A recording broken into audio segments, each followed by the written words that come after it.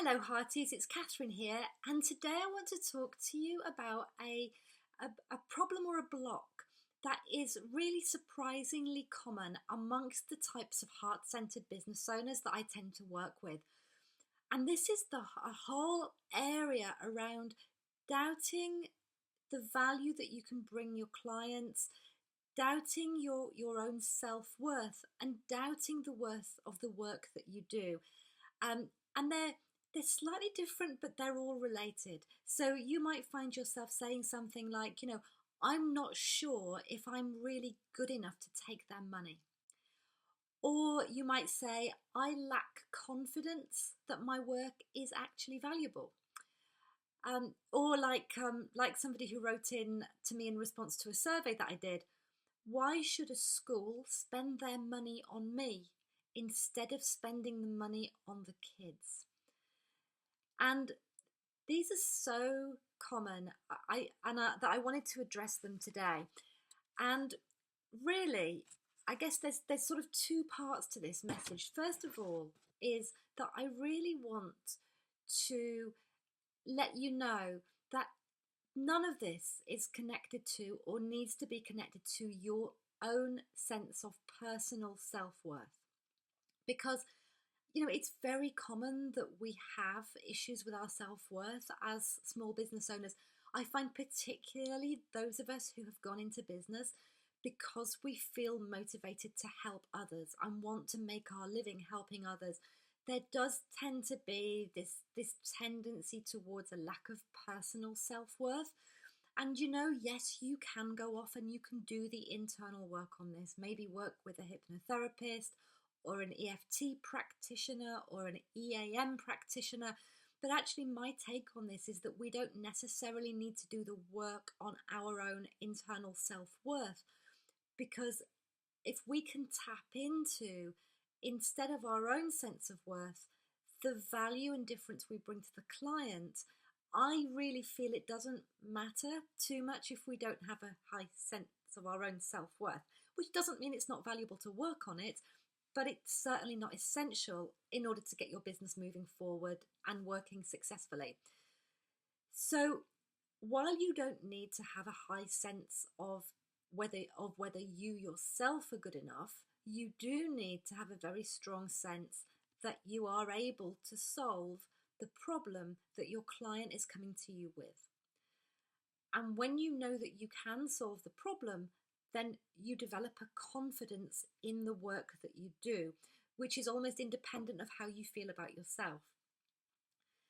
And so, the key thing that I'd be encouraging you to do is to find ways to come to believe in the value of the work that you do and in your ability to solve the problem that your clients are bringing to you.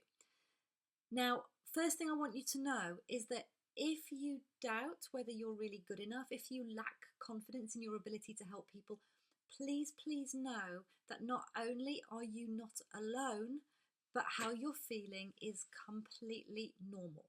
I would say that you're going through what is a normal rite of passage. It's an entirely normal part of starting out in business. I think we all go there. Absolutely. I mean, I remember when I first qualified as a coach, or I was qualifying as a coach, and I had my first practice client. I was absolutely terrified because I had no idea if I would be any good, and I was terrified of wasting her time or her thinking I was rubbish, and she wasn't even paying me anything. Similarly, when I started this business, I had 17 years plus of sales experience. I knew how to sell, but I had no idea whether I had an ability to teach this stuff, whether I was actually really able to add value to other people and their businesses.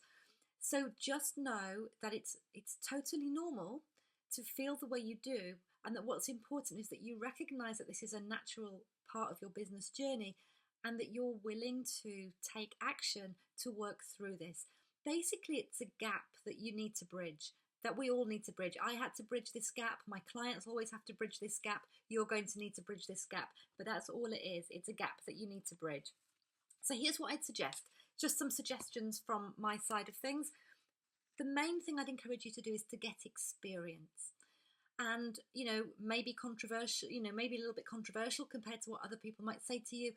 I don't think it matters hugely how you get that experience, as long as you're getting the experience. So if that means starting out working with your first couple of clients for free, I don't believe there's anything wrong with that at all.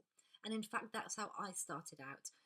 When you work with clients for free, now clearly if you can get paid to work with your first couple of clients, then even better, and you'll be a step ahead of where I was. But when you work with your first couple of clients, whether they're paying you, whether they're not paying you, what you gain has a value that goes beyond the monetary. Because when you start to see that yes, you absolutely can get results for people, and that you really can make a huge difference and have a huge impact on whatever the area is that you help with, you are going to really increase your sense of confidence in the value that you bring. Similarly, when you work with your first couple of clients, you're going to get testimonials. When you've got strong testimonials, they also help to grow your confidence. So your confidence is growing, your confidence in the way that you talk about what you do, the confidence in the way that you can make, promises. I say promises in the way that I talk about promise within my program, but you can actually create your promises for this is what my program is designed to do for you if you follow the program as it's designed.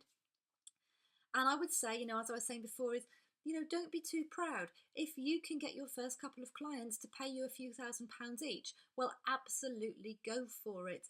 But we don't all start out there, and I know I didn't. I wasn't confident enough to charge anything. So even with my 17 years plus of sales experience, the very first time I ran a VIP day with a client, I did it for free.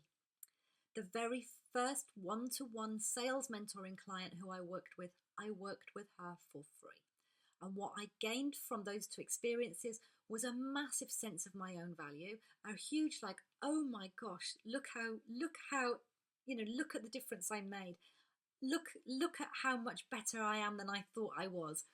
And I also gained those testimonials. So when I launched my first website, those two testimonials were on there, one for the VIP day, one for the one-to-one mentoring. And of course, those testimonials and my increased sense of confidence very quickly helped me to get more clients. And it just went from there. It just sort of ballooned from there. And, I would say my example is one extreme, to say, well, go work with people for free if you have to. The other extreme is to go out and set really healthy pricing. But I have an example from the other extreme which shows that setting the high pricing straight out of the gates isn't always the right thing for you either. So I remember a couple of years ago, I was a speaker at a small event, and people were able to come up to me. I had a table, people were able to come up to me and ask questions.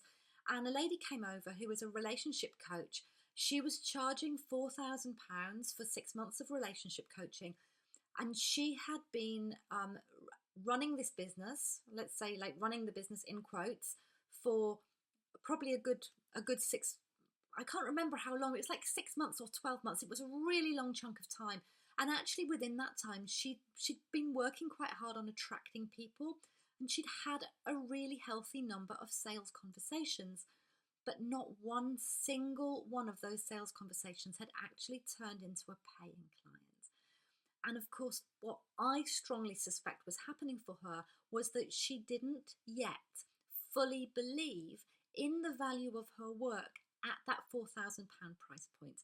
She actually told me that she'd been in a program where she'd been learning how to sell and price herself at a high ticket level, which is totally fine. It's valid. It's right for some of our businesses, not right for other businesses. But she may well have done better to start out offering her coaching program at a level that she really believed was a no-brainer price. A price where she could feel so excited about it and feel so totally congruent selling it that she thought the client was getting the best deal ever. Because if she'd been able to set a price she was more congruent with, by the end of that 6-month period, she would have worked with a few clients, she would have got some results, she would have built her confidence, and very quickly she would have worked her way up to charging that £4,000 price point, which she knew she wanted to be charging.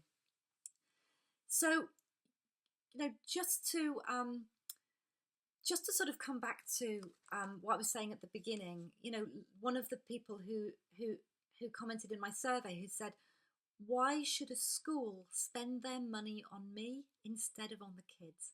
And of course, I'm sure that you can see by now that when you understand the value of your work, when you truly understand the difference that you can make, and you truly believe in the impact of your work on the people that you're there to help, you can see that when the school invests in you, or when the school invests in working with you, they are spending the money on the kids, right?